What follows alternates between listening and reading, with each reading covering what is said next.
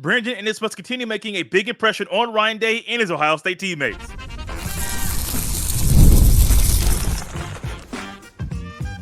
You are Locked On Buckeyes, your daily podcast on the Ohio State Buckeyes. Part of the Locked On Podcast Network, your team every day. Welcome in, Buckeye fans, to a Tuesday edition of Locked On Buckeyes, part of the Locked On Podcast Network, your team every day, here on Tuesday, July 30th in the year 2024. I'm your host, Jay Stevens, also the host of the Jay Stevens Podcast, and today's episode is brought to you by FanDuel. Make every moment more. As playoffs wind down, the sports stop sporting like you want them to, but this summer, FanDuel is hooking up all customers with a boost or a bonus daily. That's right. There's something for everyone, every day, all summer long. Visit FanDuel.com to get started. Fall camp, it begins later this week, which means only one thing. The start of Ohio State's 2024 campaign is right around the corner. We love this time of year, getting the boys back on the field in practice, which means they're going to be back on the field in the shoe very, very soon for us to watch every single Saturday. And when they get back in the shoe, there's going to be players that, well, they made impressions during the summer, during the offseason, that are going to do the same thing to us on Saturday afternoons or evenings in the fall. And one of those guys that must continue making a big impression on Ryan Day and his Ohio State teammates, it's number 11 in the roster, Mr. Brandon Inniss. Now, he is one of those guys, as many of you know, the everydayers have heard it, he is probably not going to start.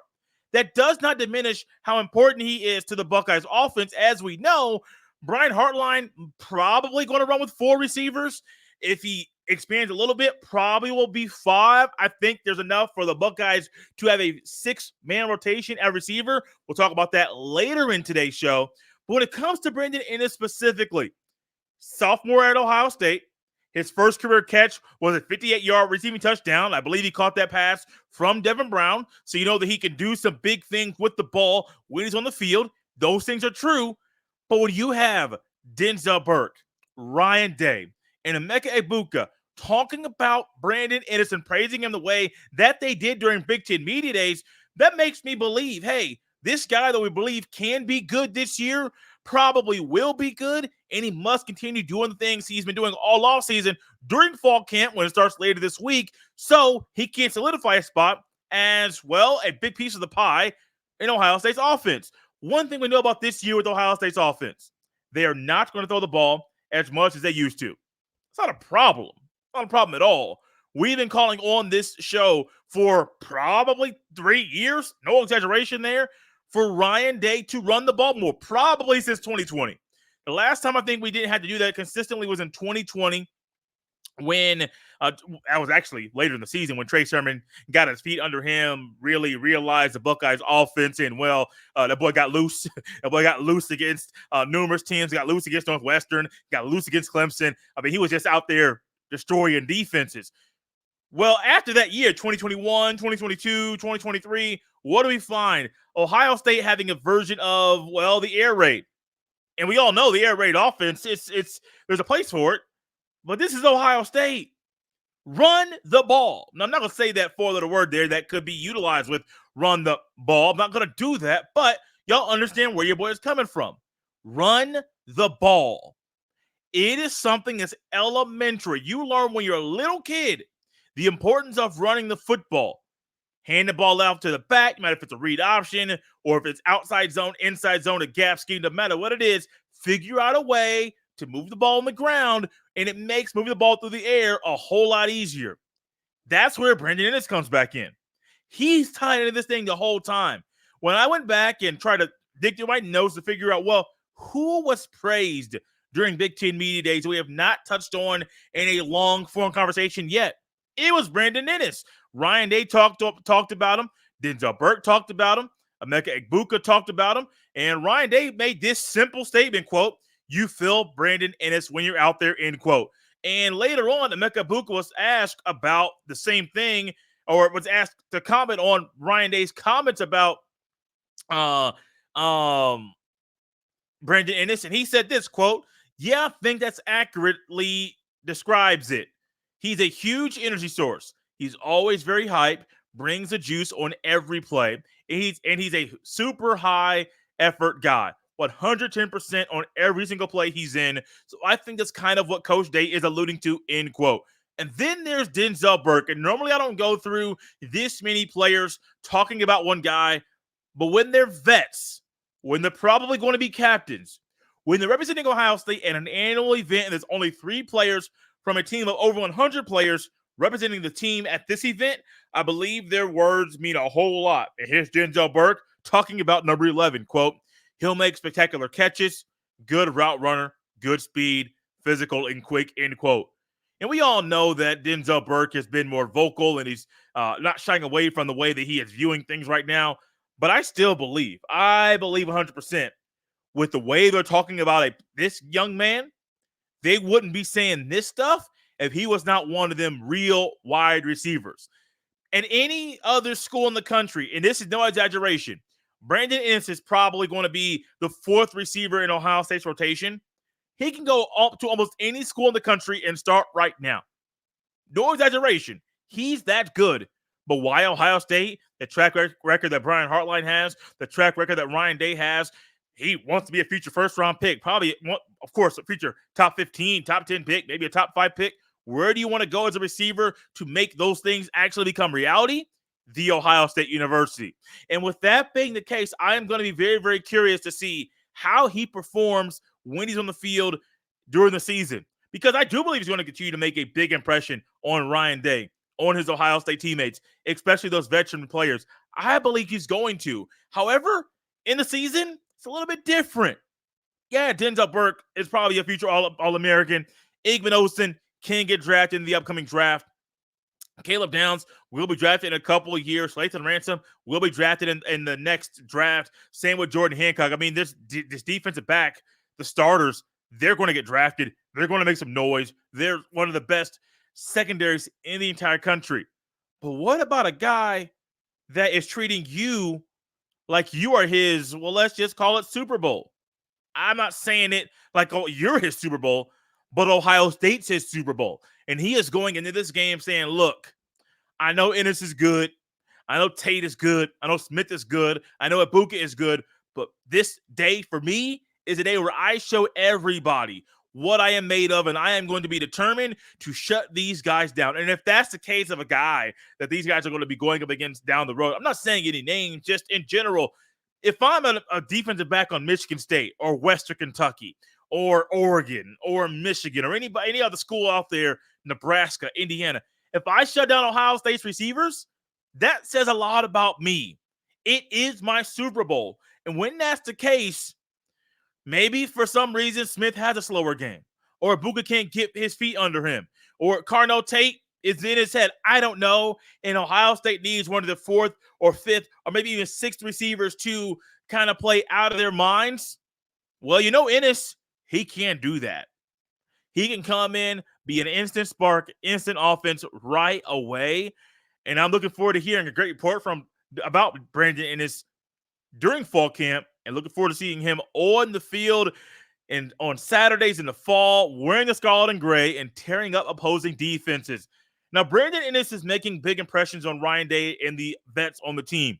But there are some other receivers that need to make big impressions on Day and the vets, because if not, they might not play that much this year. This episode is brought to you by FanDuel Sportsbook. I love sports. I love them so much. I never want them to stop. But as the playoffs wind down, we get fewer games. And the sports aren't sporting like I want them to. But FanDuel lets me keep the sports going whenever I want. All I have to do is open the app and dream up bets anytime I'm in the mood. And this summer, FanDuel is hooking up all customers with a boost or a bonus daily. That's right. There's something for everyone every day, all summer long. So head over to FanDuel.com and start making the most out of your summer. FanDuel, official sports betting partner of Major League Baseball. Are you watching Fox Sports or ESPN on your TV all day? Have to turn down the volume with all that shouting? Make the switch to Locked On Sports Today, a free 24/7 sports streaming channel program for you every day to bring you the biggest stories without all the screaming. Locked On Sports Today brings you can't-miss analysis, opinions, and news, streaming 24/7 on YouTube or the free Amazon Fire TV channels app, part of the Locked On Podcast Network, your team every day. Thank you all for making Locked On Buckeyes your first listen every single day. If you want to be a Locked On Buckeyes insider, go ahead and look and tap into the subtext for Ohio State Buckeyes right here for Locked On Buckeyes. There's a link in the show notes to join that exclusive group. So Ohio State right now is in a situation where they have a wide receiver room that is classified as top heavy. That is not my words. Those are Ryan Day's words, as he says, quote, it's kind of top heavy, end quote. And that's exactly how this room is. We touched on it previously. We touched on Jeremiah Smith, Cardinal Tate, Emeka Ibuka, Brandon Inniss, extremely, extremely top heavy. And then you got guys like Jaden Ballard, Kojo Antwi, Bryson Rogers. I'm even going to throw Mylan Graham in that conversation as well. I think he is, if Rogers, Antwi, and Ballard are the next three outside of the top four, I would say the next guy in that list is Mylan Graham, maybe.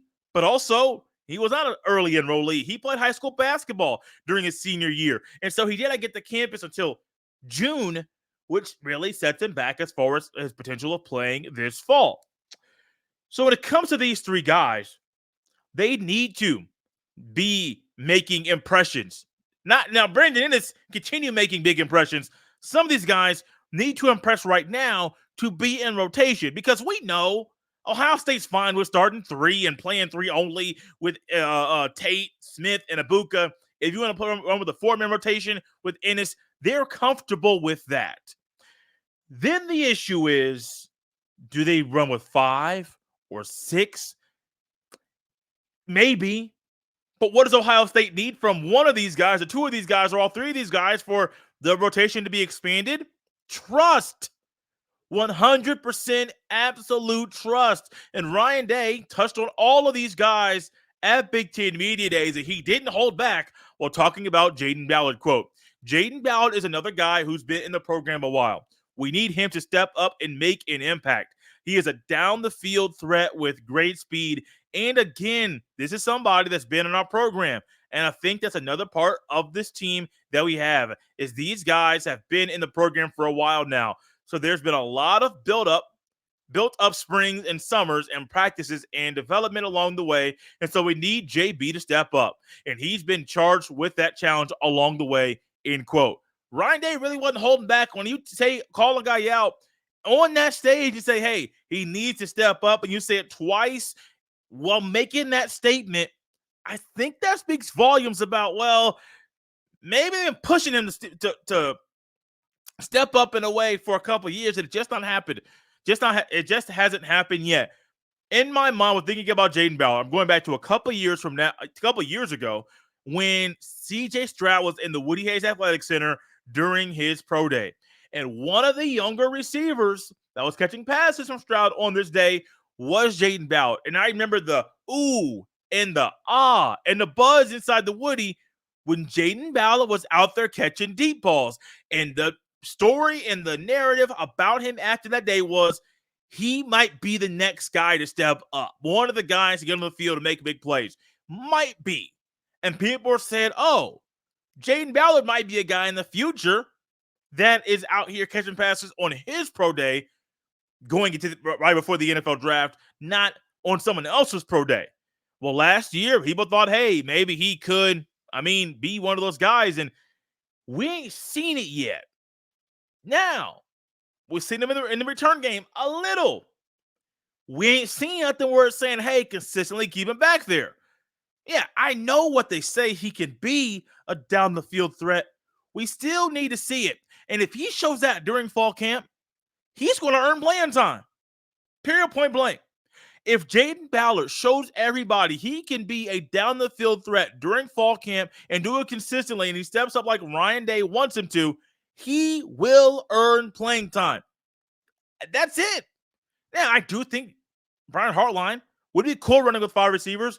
Would be cool running with six receivers. Would be a little bit out of the norm for him. But you want to keep your guys healthy, especially when you're playing. If you wanted to accomplish all your goals, You're playing 16, maybe 17 games this year. That's the goal, at least, is to play 16 games, have that first round bye. You want to do that. And what do you need? Health. You need you guys to stay healthy. And maybe playing more receivers throughout the regular season means your top end guys stay healthy and they're healthier at the end of the year. Another guy that Ryan Day spoke on at Big Ten Media Days is Bryson Rogers. Now, Bryson Rogers is a guy, many of you will remember, this offseason he entered the portal, I believe, during the first portal window, and then came back to Columbus and realized being a Buckeye is the right thing for him. Well, Ryan Day spoke on Bryson Rogers at Big Ten Media Days about some things that they need to see from him. Quote, Bryson Rogers is another guy that gives us some playmaking ability in the slot. He's gotten bigger. He's gotten stronger. He needs to continue to play that way because he has the ability to run routes and get open against anybody in the country, in my opinion, end quote. Another thing Ryan Day is doing right now, being very specific and maybe being more open than normal. Now, Ryan Day's pressers, a lot of it sometimes is just coach speak, and I don't blame him. I wouldn't want to let the cat out the bag with all the things that I know and things that I'm working on. However, it's kind of the Nick Saban effect. Nick Saban sometimes would go to the media and talk about things where people realize he's sending a message to someone specifically. And since Nick Saban retired, he's actually been open about that, saying, hey, sometimes I want to give a message to the players or to the team or to our fans, and the best time for me to do that, I do it during a press conference, during an interview. Why? Because I know the message will get across. One more guy Ryan Day talked about at Big Ten Media Days, and this one is one that I've been waiting for personally, is Kojo Antwi. We've been talking about it. We know he is there. But Ryan Day says, hey, he has to step up too. Quote, Kojo Antwi is somebody that has to step up as well. And then we have some other young guys in there that have an opportunity to do that. So that 4, 5, 6, and 7 is going to be critical in solidifying the wide receiver depth, end quote. I think Ryan Day might be on to something. I mean, recently with Brian Smith on the show, Locked On Recruiting Analyst, we touched on Zach Smith and something he said on his show in regards to the wide receiver room that he coached in the way that Heartline currently uses the receivers. He's like, hey, Heartline doesn't really use 5 or 6 guys. And we all remember with Zach Smith, he used 5 or 6 guys, and we saw how fresh they were, how it was really hard for the opposition to stop them. Maybe Ohio State doesn't believe they have 5 or 6 guys right now. The hope is at the end of fall camp, they realize, hey, we got 5 or 6 guys that can get the job done. Maybe it is the top 4 guys we mentioned, and the next 2 are Ballard and Antwi, or Ballard and Rogers, or any combination of these 3 guys here. Maybe Reese Stockdale is out there doing this thing. Maybe, just maybe, Malvin Graham, a true freshman, gets in the mix as well. Not sure exactly who it might be, but for Ryan Day, I think he's onto something, and I have nothing wrong with him publicly saying and calling out certain guys and saying, y'all need to step up. Because I think I can say this with a little boldness. If Ryan Day is saying it publicly, he's saying the same thing behind closed doors, saying the same thing in practice, saying the same thing with those guys in meetings. I think I can say that publicly and boldly because I don't think Ryan Day would come out there behind a podium and say that if it wasn't said during practice or behind closed doors before Ryan Day took the trip to Indianapolis for Big Ten Media Days. Speaking of Big Ten Media Days, during Big Ten Media Days, we did not know if the NCAA would do anything with Michigan, punish them, provide a notice of allegations. Well, that notice of allegations might be coming soon. This episode is brought to you by our friends at Ibata. It's summertime, which means it's barbecue season. Stock up on all your grilling favorites and earn cash back on every purchase when you use Ibata. So you won't have to choose between burgers or hot dogs. You can get both. Ibata is a free app that lets you earn cash every time you shop. Earn on hundreds of items from groceries to beauty, supplies, even toys. So you can make sure you're beating inflation no matter what you're purchasing. The average Ibata user earns $256 per year. That could cover the cost of an entire shopping trip, that flight you've been eyeing, or the fancy dinner you've been craving. You can save on over 2,400 brands and shop at over 1,000 retailers, including your favorite grocery stores, Lowe's, Macy's, Sephora, Best Buy, and more. Right now, Ibata is offering our listeners $5 just for trying Ibata by using the code Locked On College when you register. Just go to the App Store or Google Play Store and download the free Ibata app to start earning cash back and use code Locked On College. That's IBOTTA in the Google Play or App Store and use code Locked On College.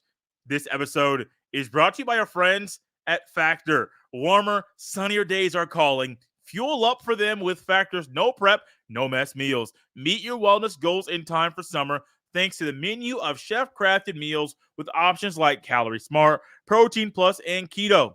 Factor's fresh, never frozen meals are dietitian approved and ready to eat in just 2 minutes. So no matter how busy you are, you'll always have time to enjoy nutritious, great tasting meals. Make today the day you kickstart a new healthy routine.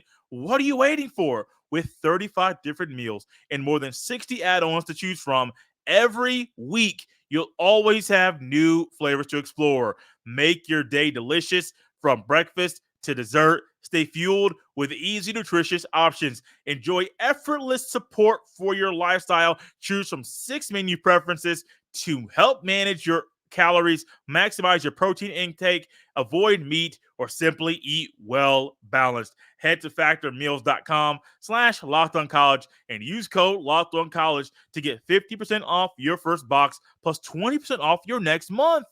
That's code LockedOnCollege50 at factormeals.com/LockedOnCollege50 to get 50% off your first box plus 20% off your next month while your subscription is active.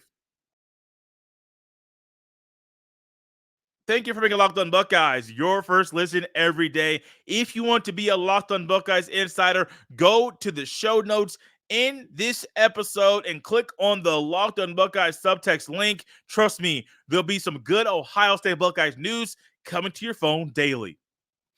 Michigan is one of those schools that we have all been waiting to find out what the NCAA would do to punish them for stealing signs. We all have heard about the sign stealing, about the different scheme, off-campus sign stealing that Connor Stalions, a former Michigan staffer, he put together this scheme, had guys going around to various schools, sitting in the stands and recording the other team's signals. And you know what? Michigan stole signs. There's no way to deny it. We all know it's true. And I want to say there are players that even talked about sign stealing last year. This was before they won the national championship. So y'all are going to admit to cheating and then go win the natty and not get punished at all for that? Oh, buddy, just wait till the NCAA comes down on you. And that was my initial thought. Now, this hasn't come out yet, but my initial thought was when the NCAA hands down their notice of allegations that, well, there would be a thought that, hey, they'll get punished for the wins they had last year over the few years in the ring they won last year. That might not be a thing. Well, that might not be the case because possibly on Tuesday, today, the NCAA is going to hand down and issue its notice of allegations against Michigan for its impermissible scouting scandal. We all knew about it. It was no secret once it became out, and it was more dirt about this very thing. I am kind of shocked, y'all, to be honest with you. I am shocked that it's happening now. Because remember when we heard about this sign stealing thing for the very first time, it was a last season, not last year. I mean, yes, it was literally last year, but it wasn't a year ago. It was last season when we heard about the sign stealing. Harbaugh got suspended for 3 games. I believe that was a Big Ten thing. 3 games. He could actually, I believe this was a suspension. He could coach during the week, but he could not coach during the game. Literally the weirdest suspension I have ever heard in my life. And this is not because this is an Ohio State show. It's because this is real. I have never heard of a suspension where a coach can actually coach during the week, but can't coach during the game. Make it make sense, because that don't make no sense. But what does make sense, though, with the NCAA is maybe being able to expedite their process to be able to hand out this issue of the notice of allegations. Now we all know Michigan's going to fight it. That's no surprise. And I mean, it doesn't surprise me at all.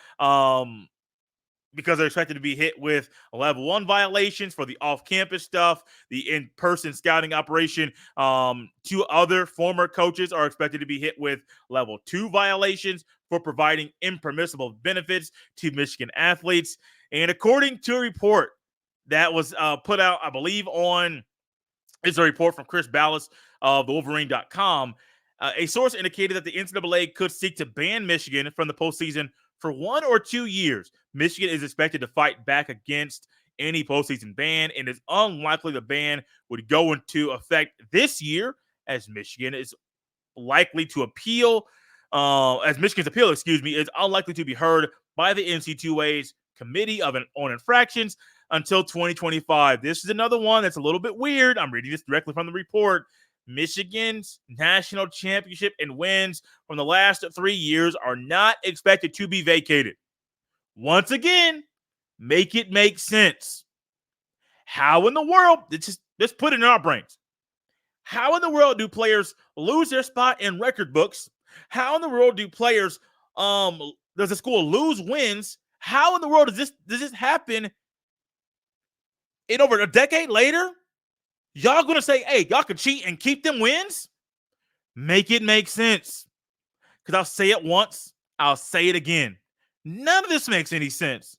There's no way this can make sense to where Terrell Pryor and the other players that were there, I don't want to misspeak, I think Dana Boomhan was a part of that. Hey, they traded some things for some tattoos.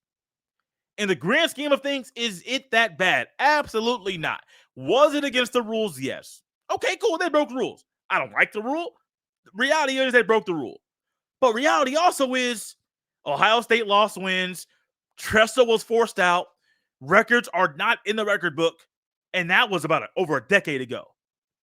And y'all saying now this thing was thought out, was expensive, was elaborate, was going on for a long period of time. They were even planning on doing things during the season to help Michigan during the playoffs, to help to prepare for teams that they might play in the playoff. And all of a sudden, y'all are saying, hey, they not expected. It's not saying it's going to happen, but they not expected to lose a championship ring, lose that banner, and lose them wins? Come on, man. Y'all know this ain't right. Y'all know this don't make no sense. But what do we have here? The NCAA doing something. Once again, that don't make no sense. I do my best to defend the NC2A. And I talk about how they have done a lot of good in the community. They have done a lot of good for student athletes. They have done a lot of good for men, for women. They've given lots of people thousands of opportunities, not just with jobs, but also the opportunity to play collegiate athletics. They've done a lot of good. I am now someone that is out here trying to bash the NC2A. But when the report is out there, now it's not set in stone, but they're not expected to pull this away. Makes me scratch my head. And I don't want to go on that side of the conversation where people are saying, well, it's a corrupt organization. They doing this, they doing that. I don't want to do all that. I'm trying my best. I'm trying my best to give y'all the benefit of the doubt. But y'all making it really, really, really hard for your boy to give y'all the benefit of the doubt. When y'all won't even do the simple thing, the easy, not easy, but the right thing. If you cheat, especially in this way, pull them wins, pull that ring, pull that banner, do it. Big Ten, they've literally won 3 straight Big Ten championships while cheating. Y'all ain't pulled no banners yet. Y'all ain't said no wins, taking the wins away. Y'all ain't pulled no rings out of their pocket. Why not? We don't want this to start where people are cheating in this way, openly doing it and realizing, hey, might get a postseason ban, whatever it may be. We're keeping our rings, keeping our banners, keeping them wins. Y'all don't want to start that. This is a sport where cheating has been going on for quite a long time. And if y'all going to say this is okay, well, y'all not okay, but if y'all going to say, hey, y'all can cheat and still keep y'all wins, watch what happens next. We got up out of here, y'all, on a Tuesday. I didn't know I was going to get that fired up during that part of the show, but I think I could tell. I'm a little annoyed. By the way, the NCAA is going to actually potentially do this. 1 or 2 year postseason ban. Possibly keeping the they natty, possibly keep. It don't make no sense. I'm going to leave it at that. Thank you for making Locked On Buckeyes your first listen every day. Now is the perfect time to make the Locked On College Football Podcast your second listen of the day. Spencer McLaughlin does a phenomenal job of covering college football every single day, Monday through Friday on YouTube or wherever you get your fine podcast. Wherever you're listening or watching this show right now, it's the same place you can catch the Locked On College Football Podcast. As fall camps ramp up, Spencer's going to have you tapped in to the biggest storylines all around the landscape of college football. You can follow me on X at jstevens07. Send every email to jstevens317 at gmail.com. We're out of here on a Tuesday. We'll see you next time.